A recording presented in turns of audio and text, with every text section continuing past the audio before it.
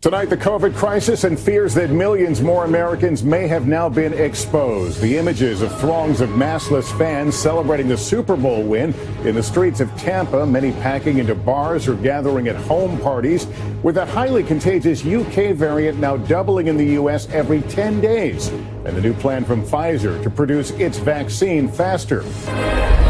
This is NBC Nightly News with Lester Holt.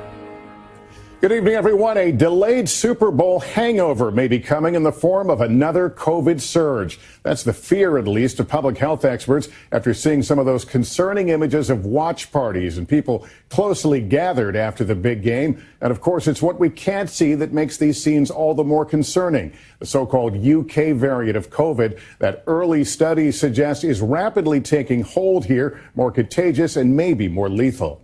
The good news, though, officials say the vaccines we have still appear effective. Miguel Almaguer has late details. It's what health officials pleaded for the public to avoid. Crowded streets, bars, and restaurants fueling fears of a Super Bowl super spreader event. The large gatherings unfolding as millions of Americans watch the game, many with those they don't live with, as new variants spread across the country. Having Super Bowl events in households is exactly the setup for this set of variants to take a stronger hold. And unfortunately, unlike before, the viral spread will happen much faster. With the Brazilian variant now found in a new state, Oklahoma, two new studies, not yet peer-reviewed, offer troubling insight into the UK strain. Researchers believe the variant is doubling every 10 days. The risk of dying from the variant may also be 35% higher.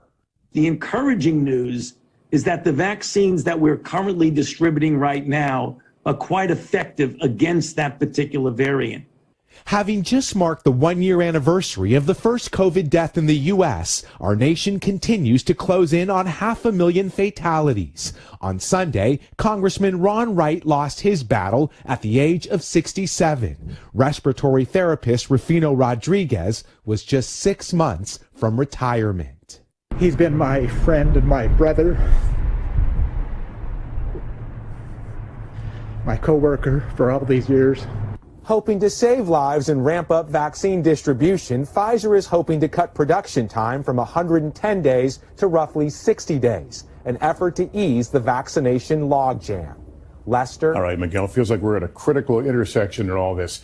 There's new concern about the South African variant. While only a few cases have been confirmed here, South Africa suspended its rollout of a vaccine that only offers minimal protection. With that, here's Keir Simmons. In the race to get shots in the arms of Americans, a warning from South Africa, which just froze its rollout of AstraZeneca's vaccine. It's an example of how things can go very wrong very quickly.